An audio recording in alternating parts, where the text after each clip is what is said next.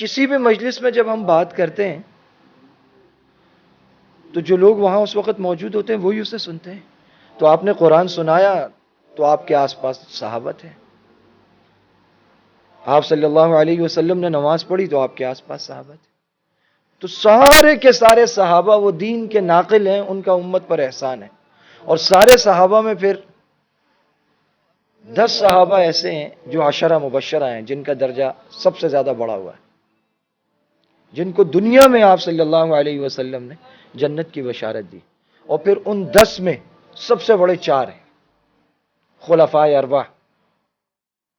ان میں حضرت علی کرم اللہ وجہ رضی اللہ تعالی عنہ، آپ خلیفہ چہارم ہیں، اور آپ کو وہ اعزازات حاصل ہیں انفرادی طور پر جو دوسرے صحابہ کو حاصل نہیں ہیں.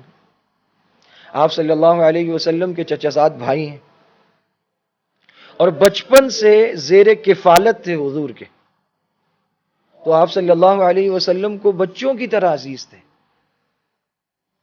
اور بعض علماء کا تو یہ کہنا ہے کہ سب سے پہلے ایمان لانے والوں میں حضرت علی ہیں.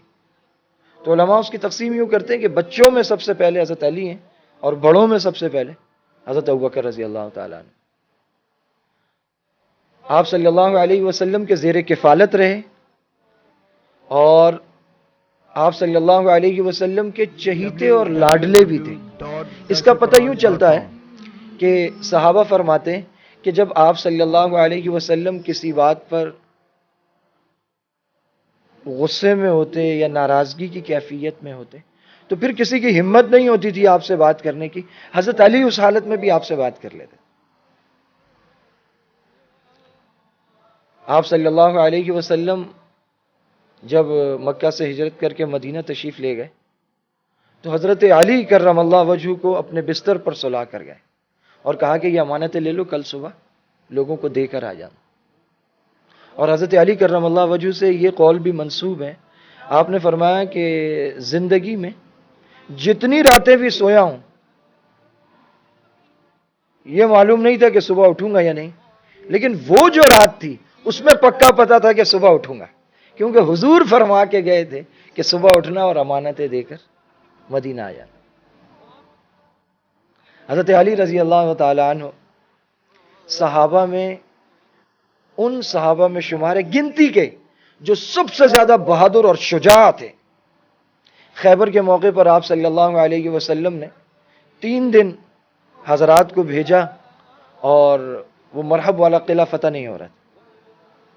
تو آپ نے اس دن صحابہ سے فرمایا کہ لَأُعْطِيَنَّ غَدًا هَذِهِ الرَّایَةَ يَفْتَحِ اللَّهُ عَلَى يَدَيْهِ رَجُلًا يَفْتَحِ اللَّهُ عَلَى يَدَيْهِ يُحِبُّ اللَّهَ وَرَسُولَهُ. اور پھر فرمایا وَيُحِبُّهُ اللَّهَ وَرَسُولَهُ.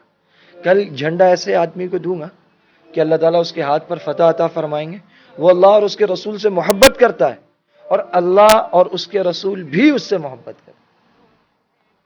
تو جو آخرت کے اعزازات کے طالب تھے اور وہ سارے کے سارے آخرت کے اعزازات کے طالب تھے، تو آپس میں جستجو سی ہوئی اور ہر ایک کی خواہش تھی کہ مجھے مل جائے اس اعزاز کے ساتھ کہ اللہ اور اس کے رسول مجھ سے محبت کرتے ہیں.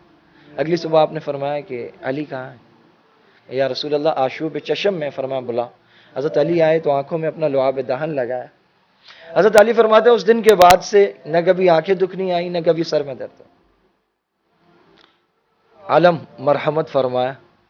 حضرت علی لے کر آگے بڑھے اور اللہ رب العزت نے آپ کے ہاتھ پر وہ قلعہ فتح فرمایا. حضرت علی رضی اللہ تعالی عنہ کو کسی نے کہا کہ امیر المومنین حضرت ابوبکر اور عمر کا دور بڑا پرامن دور تھا اور آپ کے دور میں آپس میں نزاع بہت ہو رہا ہے، لڑائی بہت ہو رہی، کیا وجہ ہے؟ تو آپ نے بہت خوبصورت ارشاد فرمایا. آپ نے ذرائع تفنن فرمایا ابو بکر و عمر کے مشیر ہم تھے، ہمارے مشیر تم. بلا شک و شبہ حضرت ابوبکر اور حضرت عمر رضی اللہ تعالی عنہما کے دور میں حضرت علی نہ صرف مشیر بلکہ قاضی تھے، کیونکہ جب یمن کے لیے حضرت معاذ سے پہلے آپ صلی اللہ علیہ وسلم نے ارادہ فرمایا کہ حضرت علی کو والی بنا کر بھیجیں، تو حضرت علی نے حضور سے عرض کیا کہ یا رسول اللہ میں ابھی نوجوان ہوں،